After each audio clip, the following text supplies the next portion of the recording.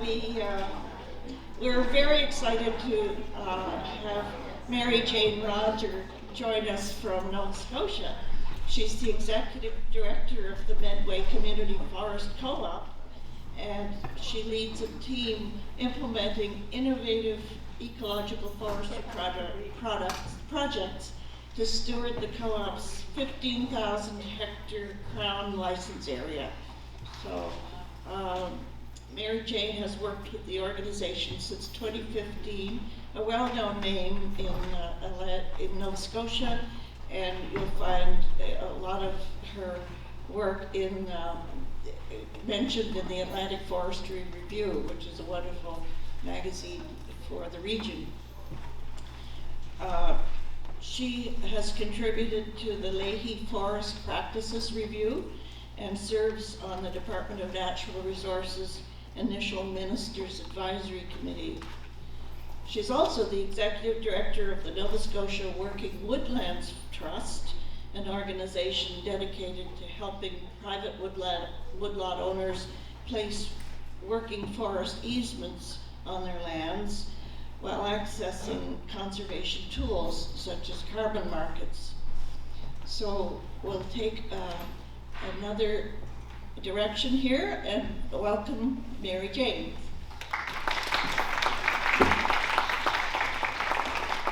Thank you.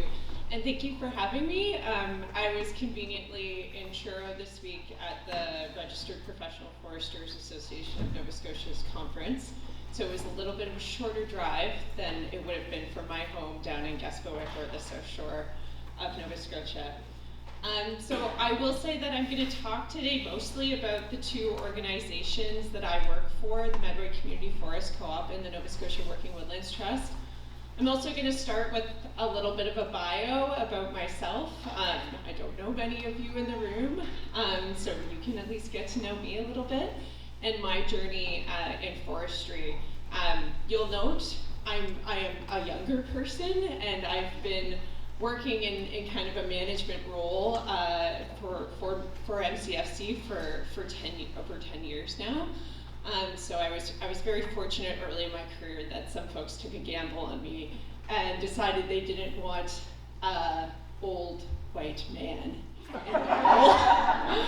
So I think I'm very fortunate for that, and I think it's helped me immensely in my career. No offense.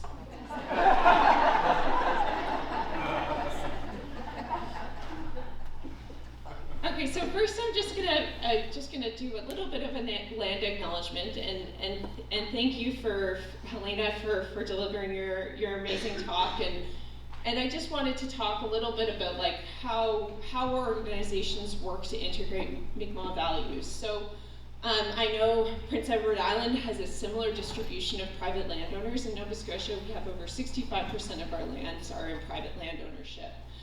And something that we don't hear the conservation or forestry communities acknowledge regularly is that those private lands or concepts of private land ownership are very much benefiting from the appropriation of Indigenous lands.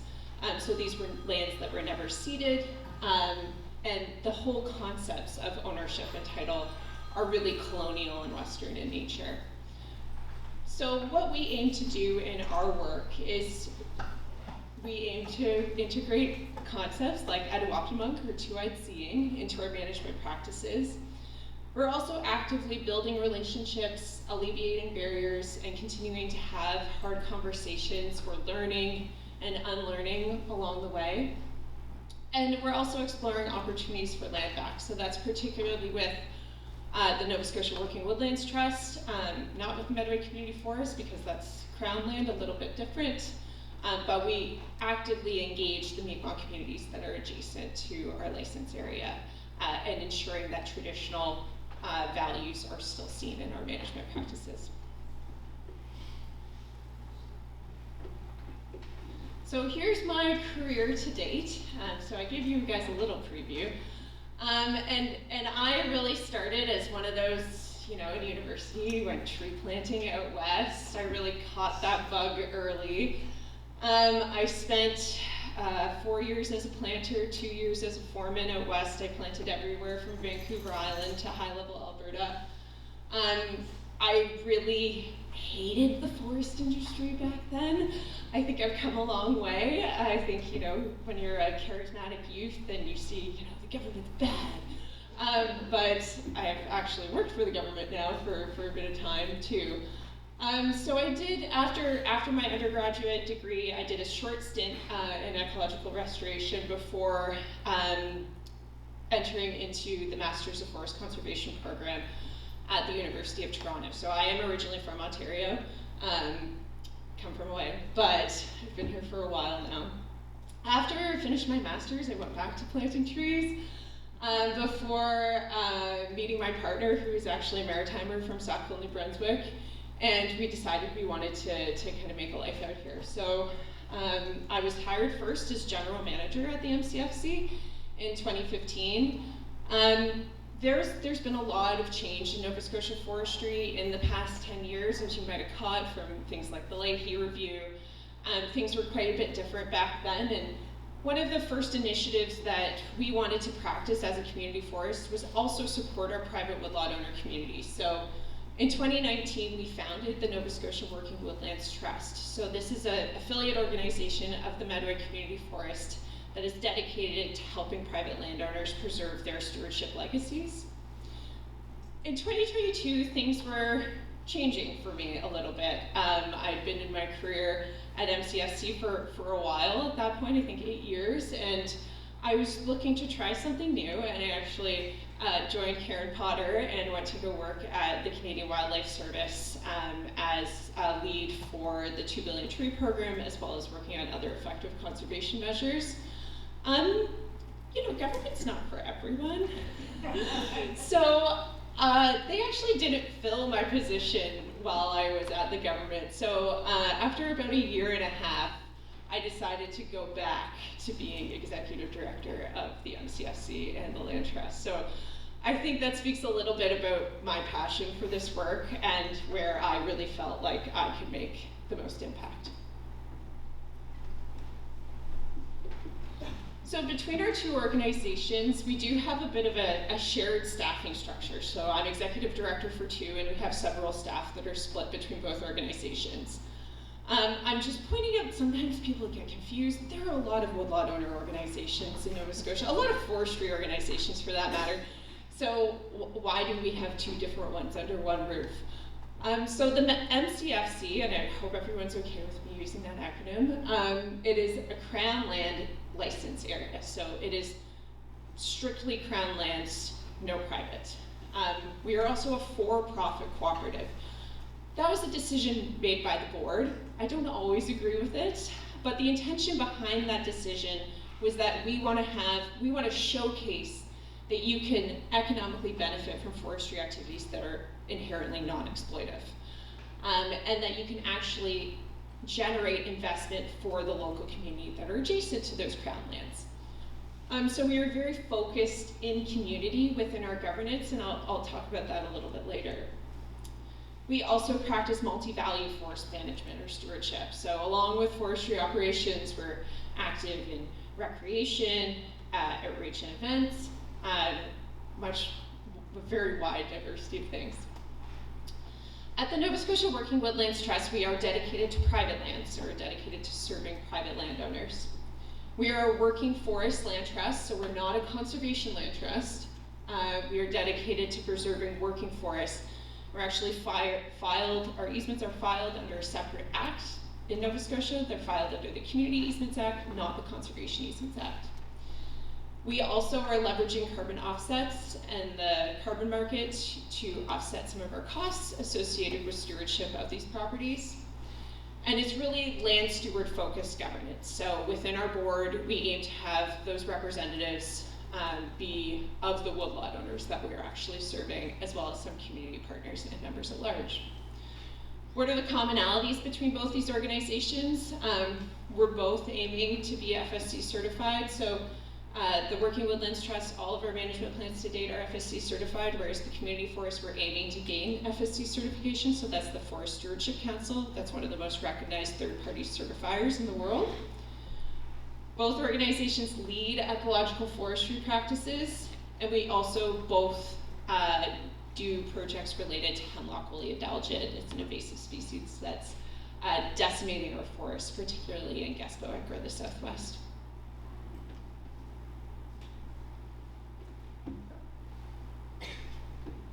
So this is a little small, but just to kind of give you an idea of what I do within both organizations, I'm supported by 2 teams, 9 year-round staff and 5 to 7 plus seasonal staff. I do things like manage contribution agreements and build strategic programs. I lead some legal and policy work related to easement development and certification. I'm the lead on relationship building with Mi'kmaq, community partners, and industry. I do have some oversight of forest management and operations planning, contracting, and public engagement. We are a non-advocacy organization, so I aim to do the kind of consistent, quiet advocacy within government to help push ecological forestry implementation on Crown and private lands. And unfortunately, although this picture says different, I do not make it to the field very often. So this is what happens when you get more senior within these organizations, you don't actually get to the woods. But I was very fortunate that that was a core component early in my career. I'm just going to start by framing how we define ecological forestry. And I don't know exactly, I know PEI has some really great frameworks for ecological management. We are primarily in Nova Scotia relying on ecological forestry that was really introduced during the Forest Practices Review. So this definition is actually from that. And it's a little scientific, but I think it really sums up well what we do. Any merchantable, so that's if you get money from the wood, or non-merchantable, when you just do a treatment that the wood stays on the ground. Forestry activities or silviculture that consider climate adaptivity and mimic natural disturbances while maintaining biodiversity and ecological function. So one thing you won't see either organizations do is ever recommend clear cutting. Like that within our region of Nova Scotia is not ecologically appropriate. Maybe there are some instances, but we like to take a more restorative approach if those stands are intolerant, made up of species that are early pioneers. We either leave them to grow or do alternative forestry practices within them. So first, I'm going to take a deep dive into the MCFC, and then I'm going to talk a wee bit about the trust. I'm definitely focusing more of my talk today on MCFC. So what do we do? I said we do multi-value management. That is the core aspect of our work, but it looks very different. We celebrated our 10-year anniversary last year, which was a huge milestone for our organization. Participatory governance is kind of a leading aspect of what we do. Business ventures, investigating new business opportunities with forest and non-forest timber products. We also do trail building and maintenance, a lot of education and engagement and outreach. We do ecological and species at risk monitoring, host community events. Hemlock conservation is a core aspect of our work. Ecological forest management, of course, and training and capacity building. So when I talk about the Medway Community Forest, I mean, you guys probably don't know where it is. It's located in Annapolis County, so we're in Gaspowick, Southwest Nova, and it's located specifically on the former Bowater-Mersey lands. So some of you may recall there was quite a significant mill in the Southwest Bowater-Mersey in Liverpool, specifically Queens County, that closed in 2011. And following that mill's closure, the province bought back the large private land owning holdings that Bowater owned. So part of that purchase, they made a commitment to adopt a community forest somewhere within those lands. They put out a call for proposals. Several proposals were submitted, and ours was successful. So I think that largely attributed to the diversity of representation that was on the working group at that time. So we entered a pilot agreement with DNR in 2015 as Nova Scotia's first Crown land-focused community forest. And that was a pilot project.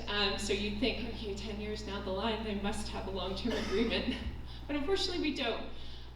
We've been signing 1-year extension agreements ever since that pilot project ended in 2018. But we're very hopeful that our long-term agreement will be coming this year. So just a little bit about like where in Annapolis County, have any of you been to Ketchimakuchik National Park? Oh yeah, that's great. Okay, so we're right there. You see Kedgie's entrances and Maitland Bridge.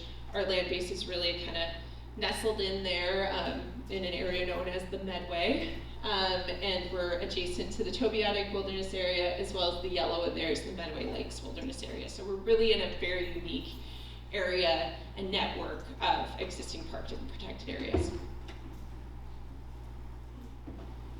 So I mentioned our governance structure is really important to what we do. We have this kind of target diagram here that kind of showcase how our decision making is made, and I think, you know, early on in my career, as I said, I was quite young. The board had quite a lot of say in, you know, what we do as an organization. We've since transitioned into being more independently staffed, and the board serves as an advisory role. We're also a member-based cooperative, so anyone can join. We have a $25 share price, and then that would give folks the opportunity to be a part of the board of directors or participate on committees, that type of thing. But within our board, we have like specific seats dedicated to different interest groups. So we have 2 seats for economic, environmental, and social interests. We have reserved seats for Mi'kmaq interests with no limit on representation. And then we have some members at large. So when we talk about our forest stewardship, we are actively managing our license area. Forestry is a really core component of what we do. And part of how we do this is through participatory and engagement related to our stewardship planning process. So we first developed our forest management plan in 2016. It is due for renewal this year. But within the development of that plan, we did a lot of stakeholder engagement, a lot of community engagement, and figuring out how we wanted to showcase what we believe within this large license area. I will also mention that because that area was owned by a large mill, we have been provided with a forest that was largely regenerating. So when we started back in 2015, about 65% of that license area was under the age of 30. So it's been, you know, it's in a state of recovery in many aspects. And also with that, Bowater had specific management objectives that aren't necessarily aligned with ecological forestry, in that they were trying to grow pulp and paper. So there was things like a lot of herbicide use, simplified forests that really aren't what we want to encourage, and trying to diversify and create resiliency. So we have some specific management recommendations that are kind of the core of what we do. One being our singing season for migratory birds, and you'll hear me talk quite a bit about migratory birds throughout this. So we implement a 2-month window between May and July where we don't do any forestry operations. And that's, you know, our step in kind of fulfilling the requirements within the Migratory Birds Convention Act, which not a lot of forestry organizations do. Like there are some protocols for nest sweeps and that type of thing, but it's very challenging to know if you're damaging a nest or not within that breeding season. We also implement larger buffers than what's required under the regulations on our watercourses. We have additional precautions for other species at risk, like Blanding's turtle are very common in our area. They're a species at risk, so we don't do any road building during their nesting season. And then we have a kind of a blanket requirement that no forest harvesting removes greater than 40% of the canopy at one time. And I'll just mention that all of our harvest planning meets or exceeds the Crown Land Standards, so that's what they call the Silviculture Guide to the Ecological Matrix. It's a bit of a mouthful, but I was heavily involved in the development of that protocol, and it's great. It's a great step for our government to implement. It's kind of, I think, similar to what you guys have with your ecological management. I can't remember what the acronym is, but yeah, it's great that our government's come up with that, but we still kind of aim to go above and beyond. So I'll just talk a little bit about kind of where we're heading from, it's 2026 now. We created that plan in 2016. So we have a new project underway that's funded by Environment and Climate Change Canada's Nature Smart Climate Solutions Fund to adopt Forest Stewardship Council certification on our entire license area. We just went through a pre-audit for that, so that's basically where you go and identify any gaps that exist within your existing protocols, and because our plan's so out of date, we had 9 major non-conformances, which is a bad thing. So we've got a lot of work to do this year. But we are considering additional set-aside areas within the adoption and movement to certification. So one is this 100-meter archaeological zone surrounding all lakes and rivers. We have a lot of lakes and rivers in our area, and we have a lot of historical Mi'kmaq use in the area. Ketchimakujik was a major gathering place in the winter for the Mi'kmaq. So our feedback that was coming from KMK, which is the negotiating office for the Mi'kmaq in Nova Scotia, was that they really didn't like seeing any harvest blocks being proposed within 100 meters of lakes and rivers because of the potential for archaeological significance. So we've just decided to voluntarily put that buffer within our planning protocols. We're also introducing a 50-meter buffer surrounding wetlands. We have a lot of lichens in Nova Scotia that are at risk, and we want to make sure that they can be very significantly impacted by changes to adjacent lands. So that's for that, as well as identifying new old growth within the license area, as well as identifying forested wetlands. So forested wetlands are kind of a new thing the government is taking seriously and making sure that they're extracted from forest operations planning. They're very difficult to map and find, but that's a new step that we're taking for our management. We're also exploring different programs through FSC that are like payments for ecological services, and then we're considering areas to be recognized to protected area targets as other effective conservation measures. Right, I'm going to start talking a bit about how we implement ecological forestry, and first off I'm going to talk about the bird work because it's, I think the best thing that we do. It's a feather in our cap. So most of this work has been in partnership with the Mersey Tobiatic Research Institute, and if folks aren't familiar with MTRI, they do excellent work, and as well as with Dr. Cindy Stacer from Dalhousie University.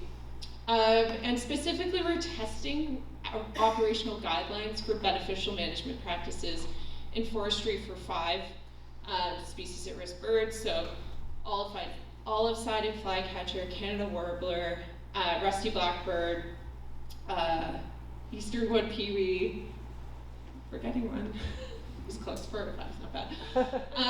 And we particularly use autonomous recording devices, or ARUs, and we deploy them within our harvest blocks before they get harvested. So this is a really integral step to figure out where do species at risk birds exist. And we don't do this on all blocks, but it is our goal that eventually we will integrate this into every single harvest planning we do. Right now we're just doing it in kind of habitats that showcase from the inventory that they would likely have species at risk birds. And I will tell you, every single place that we deploy these ARUs has species at risk birds. So it's really important to do that extra step in monitoring, and we would really love to see if this was something that was widely funded, particularly led by forest industry, in order to take those steps and determine if species at risk birds exist prior to harvest. So what does this look like? So it's quite an interesting practice of gathering data and implementing alternative practices. So this is an example of one of the blocks where we've implemented these BMPs, and you'll see that we have certain detection sites where the ARUs were deployed, and then we have certain areas where we actually, when we went and did point count surveys, we identified where specific birds existed. So within those actual locations or nest locations, we've put 100-meter buffers surrounding them. So in particular in this block, we had a detection of Canada warbler, which is a very significant species at risk bird, as well as chimney swift. And one kind of very interesting thing about our license area is we have the first natural chimney swift roosting site that's been found outside of a chimney in 50 years. So this has been really great to showcase that we need to be looking at chimney swift conservation aside from just chimneys. And the photo on the right actually showcases what one of these BMP blocks looks like. So I believe this one, I don't think this is actually from the same site, but this one, the protocol was for olive-sided flycatcher, and the priority there was to preserve scraggly spruce. So the BMPs themselves can vary a lot from specific no-cut radiuses to patches with specific attributes surrounding them, and this one was actually adjacent to a wetland, and we wanted to make sure that there were still perch trees available for the birds afterwards. And here is what we would actually end up giving our operators related to how these are implemented. So this was a patch cut. So specifically you can see patch locations that are outlined in orange, and then kind of adjacent to that you can see specific either no harvest buffers or light touch buffers. And this is what we give our operators, and then they'll actually have the map in their machine, and they'll follow on their tracks, and it's a really great way to measure and monitor those results. So I'm just going to share another couple, kind of unique scenarios in our forestry activities. So we have a lot of spruce, pine, and oak in our license area, which is a little bit unique. It's something that's seen quite often in Southwest Nova. So this was earlier on in the days of the MCFC when we had quite a bit of pushback regarding doing things differently, and specifically doing lighter touch harvests in areas that traditionally would be clear cut. So this block was a direct comparison of 3 different treatments: a strip shelterwood, a patch shelterwood, and a seed tree harvest, and the measurement of results that we actually partnered with DNR. So we found that our prescription was the patch shelterwood. That's kind of what we're known for, and it's called a non-uniform patch shelterwood. It's a little wordy, and irregular shelterwood is something you hear very often as well. Continuous cover, irregular shelterwood, really like a lot of words in Nova Scotia. But these all are trying to, in some ways, regenerate pine and oak. And this is one thing, we have some early results, but we're going to continue to measure the different responses to these treatments over time. Another practice, we actually have a couple areas that Bowater implemented some really great forestry. So this one in particular, it's a little bit hard to see, but it's called a expanding gap group selection. And this prescription was actually developed in partnership with Dr. Robert Seymour, or Bob Seymour. Some of you might know him. He's very famous in the ecological forestry world. He's from Maine. So Bowater brought him up to implement this alternative. And you can kind of see how the treatment, you see patches within this imagery with little trails in between. So this is where you cut a patch, and then instead of cutting a patch somewhere else, you actually just expand the area of this patch. And this has been a really great learning opportunity for us, because I think traditionally people thought, you just expand it like a target. You don't expand it, in a natural way. So we actually went out to this block in pre-planning and identified what was the best area to expand this patch. And this is really to mimic hurricanes and mimic wind disturbance. So when, wind creates a gap in the forest or a patch in the forest, you often see it expand over time because you're creating a bigger funnel for the wind to go through and push further trees down. So this is just one really great example of mimicking natural disturbances. We are also very active in tree marking. So we do a lot of work on the ground before the machines move in to make sure that the operator has everything they need to be successful. So we're actually working in partnership with an initiative called the Ecological Forestry Research Initiative with Dalhousie and the University of New Brunswick, where we're testing the effectiveness of tree marking. So that's when you actually go into a stand and identify which trees to remove with paint prior to an operator going in and cutting them. So we have a student, Kyle McCarthy, who's working with us, and actually we cut the block last year, and he's gone in and done some post measurements, and he's going to figure out things like, are there more cavity trees retained when we mark? Are there higher quality timber retained when we mark? Is the operator more efficient when we mark? So we really think this information will be great to have as data, and we're looking forward to sharing those results.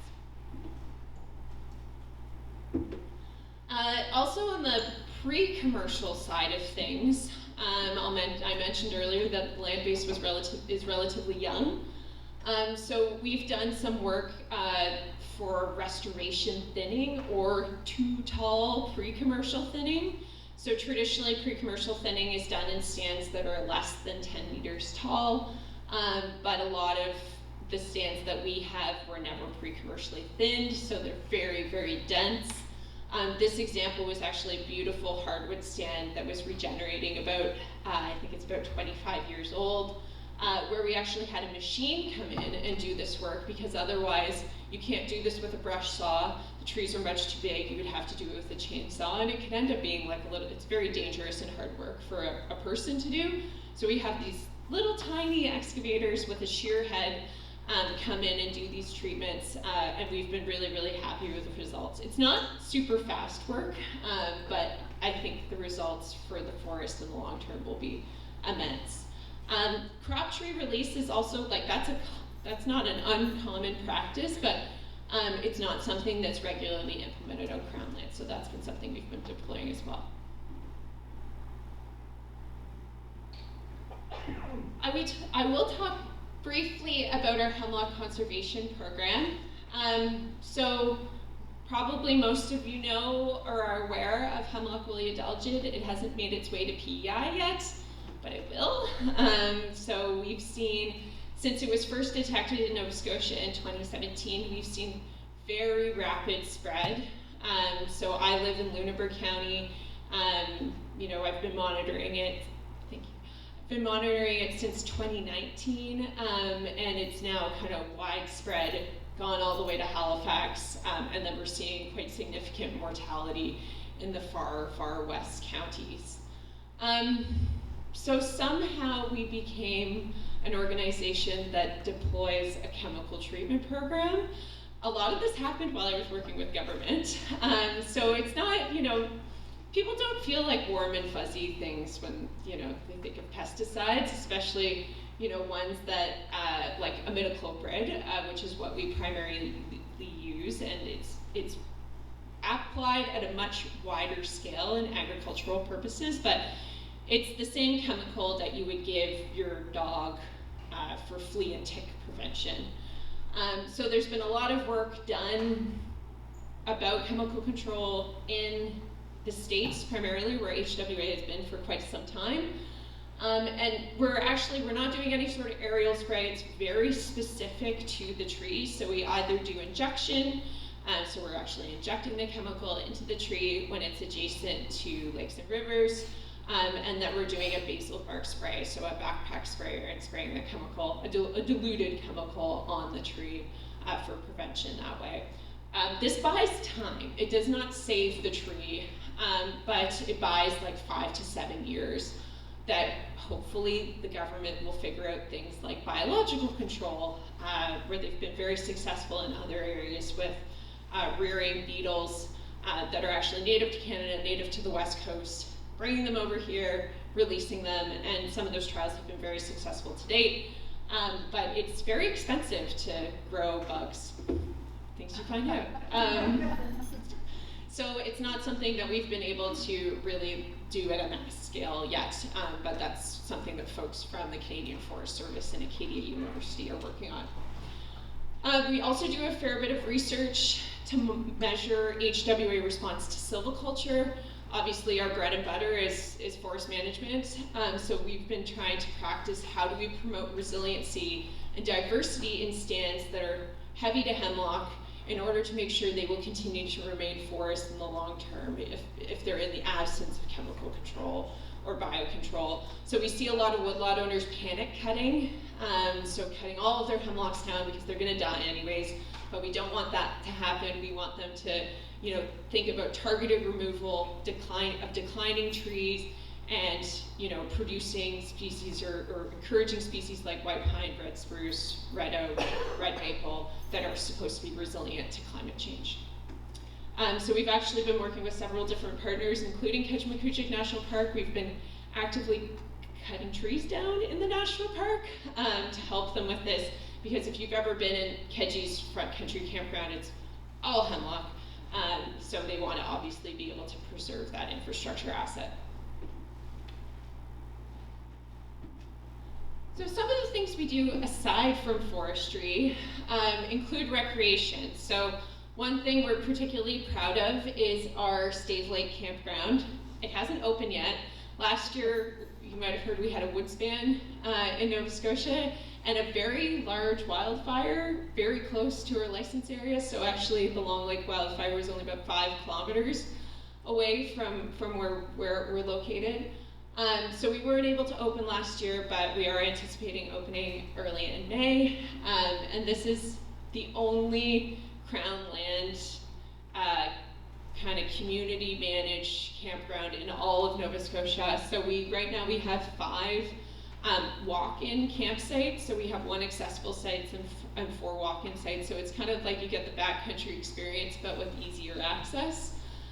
We also have a 5-kilometer trail system that we've built in that area, and it's only about 15 minutes from Kedji, 15 minutes from Annapolis Royal, so it's in a great tourist corridor that we're really hoping to see good uptake. And we'll be managing the campground using a third-party platform similar to Airbnb called HipCamp. So hopefully people will behave, we'll have relatively few issues. It'll be kind of like self-serve camping.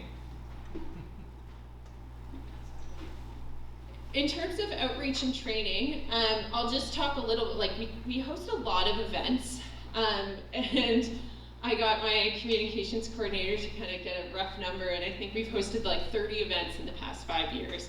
And those really range significantly. We often partner with experts a lot for events, but we also do our own training. So we've been working with the Canadian Institute of Forest and the Nova Scotia Community College to implement tree marking training. So I did tree marking training in Ontario. It's very much like a solid foundation of their silviculture system there. And then we also have things like Women in Forestry mentorship. So this is why it rings true to my heart to come here today, and something that has been a really amazing aspect of working in Nova Scotia Forestry is the amazing group of women that are also entering the profession. So we have a group of about 85 women across the province who will meet and learn from each other, and no matter what the age, where you're working, we all have opportunities to learn from one another. So it's been a really excellent foundation, and I think has really encouraged a lot of young folks to join the profession. We also have been experimenting in non-forestry events. So we have this great license area, but we don't need to just do forestry on it. So one thing that, I'm a woman of many hobbies, but one of which that I enjoy is cycling. And we hosted our inaugural Hemlock Hustle gravel bike rally. this fall, and although we ended up having to pivot quite significantly because of the woods closure, we weren't able to hold it in the licensed area, but we held it on the gravel roads adjacent to the community of Caledonia, and it was a tremendous success. We had 65 cyclists. We had to cap registration because we're like, we don't know what we're doing. We've never hosted a bike race before. We can't have 100 people show up. So we'll be doing it again next year, and we anticipate registration will be higher, even higher still. We host a forest market every year in Annapolis Royal, so this is our 10th year hosting a forest market, so this is an opportunity for artisans, makers, people who are doing crafts, selling goods from the forest, foragers, to come together in one place, and it's been a tremendous success, and it's something folks look forward to every year. And then of course we have a couple fishing enthusiasts on staff, and they decided why not partner with the Nova Scotia Salmon Association and host an Introduction to Fly Fishing Day. And we were very grateful to our friends at DNR, and specifically at the McGowan Lake Fish Hatchery, that they released a whole bunch of trout for our lovely participants to practice their fly fishing skills on. So that was a very successful event. I don't think in that way, but I think people got hooked to fly fishing. So that's all that I have to share on the MCFC, and I think we will have time for questions. I'm going to kind of, well, how am I doing with time? A little more than 5 minutes, 8 minutes. 8 minutes, oof. Maybe 10. I want to have time for questions. So I'm just going to talk briefly about what we do at the Nova Scotia Working Woodlands Trust. So this is maybe a little bit more related to PEI in that it's a working forest land trust. So our goal really is to preserve the stewardship legacies of responsible woodland owners. And this really started as a partnership in identifying like an open niche within the conservation community that is something that you see often in New England, where there's land trusts that actually have forestry as a core component of that long-term stewardship. So we do this through working forest community easements. So as I mentioned earlier, it's filed under a separate act than a conservation easement. And it's a legally binding document that a landowner signs onto voluntarily that outlines specific land use for their property. So each easement is customized to that landowner's goals to a certain extent. We won't do things like prohibit hunting or that type of thing, just things that are beyond our reach, but we will identify specific zones and areas for forestry or conservation. They exist in perpetuity, and of course the landowner maintains ownership. So a lot of the land stewards that we work with are aging. They are concerned about what's going to happen to their woodlot after they pass. So really the core of our operation is providing like a peace of mind. We also conduct long-term stewardship and monitoring on the properties in which we have easements. We have several professional foresters on staff who actually write management plans for all the folks for free who are participating. And then of course that ability to retain ownership. So a lot of the land trusts these days are leaning towards acquisition. It's a little less messy, but we are really focused on having the landowner and a human-centered approach and having them able to retain that ownership. So easement zoning is really the core aspect where landowners can have influence on what the practices, the future practices might look like. So within each easement, we typically have 3 zones. We have residential, agricultural, working forest, and conservation.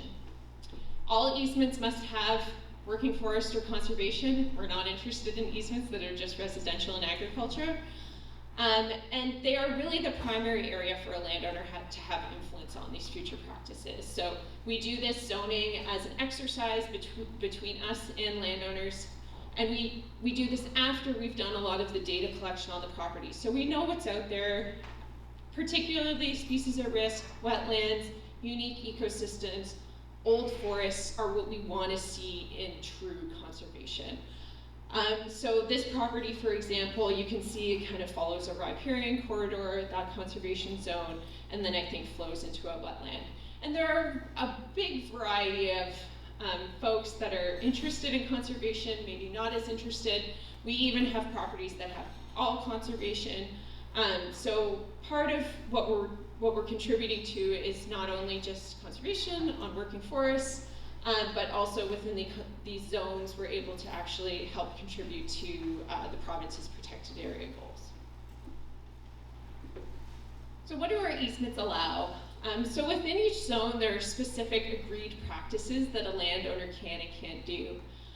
So in the conservation zone, that's what you would see typically your forever wild type area. So hiking's allowed, trail clearing, non-commercial foraging, motorized vehicle use on designated roads, and restoration projects. So that would be like our HWA treatment, maybe even a bit of restorative silviculture practices if appropriate. Working forest is where we want to deploy ecological forestry. It serves as a demonstration area for good practices. We also have new road construction is allowed according to the forest management plan. Small cabin construction, we really do want to foster alternative uses like ecotourism. And then again, those restoration practices are allowed in working forests too. And then we have the residential agricultural zone. So a lot of the times, most of the time in Nova Scotia, the primary residence is attached to the woodlot. And part of the most significant barrier for having an easement or land acquisition with a land trust is getting that subdivided. Subdivision is not a cheap process. So we've created a unique zone within the easements that allows for residences to exist as well as new residences to be built, garages, additions, also allowing agriculture, land clearing, and renewable energy, kind of as long as we know where the area would be for those more intensive uses when we sign the easement, that enables them to happen further down the line. So we have had quite a few landowners who have subdivided by choice or subdivided a lot at the front of their property if they think they might want to sell it at some point. This might come up as a question, but folks are always very interested in carbon markets. So traditionally, carbon markets are only accessible to large landowners. So part of what we're doing is we're aggregating a pool of landowners together that allows us to access those markets. So we are working with an Oregon-based developer called the Climate Trust, who's allowed us to have a very small pool. So typically you need about 8,000 to 10,000 acres as an aggregation target, but we actually have a 3,500 acre target, which we've met recently. And part of the willingness for carbon developers to work with us, they often shy away from agricultural or aggregated projects, is because of the fact that we have that easement associated with it. So we have an additional legal framework to uphold the standards on that property that isn't just like a private contract between two parties. So part of what we offer is field services. So I mentioned we have several foresters on staff.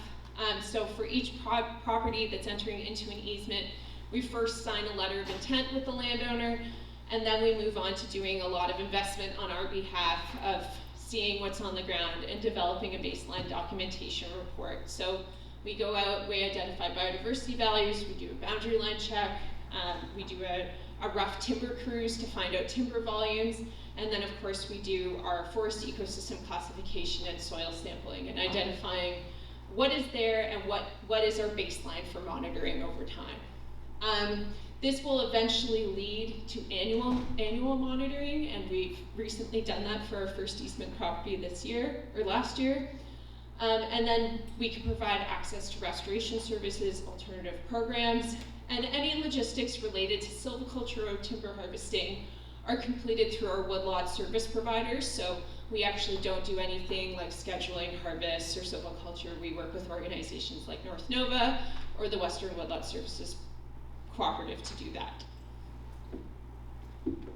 So here's a bit of a snapshot of our work to date. We're missing a couple properties on this map, but as you can see, Our office is in the Southwest. We're very much concentrated. That's where we have the most relationships, but we are actively moving further to the east, as well as we're in active discussions with the Unama'ki Institute of Natural Resources on opportunities to partner and co-steward lands in Unama'ki or Cape Breton.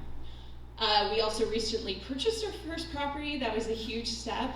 So we purchased a 550-acre property in North Queens, only about 15 minutes from my house, which is great for me, and about 15 minutes from our office as well. Sorry, I'm having trouble hearing. And I will identify that, you know, our carbon program is a unique program where we're looking for a little bit larger woodlots, whereas we have a specific program dedicated to hemlock conservation, where we're looking for those properties that have that like really exceptional hemlock old growth. And I know you guys have a bit of hemlock here, but hemlock is really a staple of our old forests, especially in the Southwest, especially where I'm from in Lunenburg County.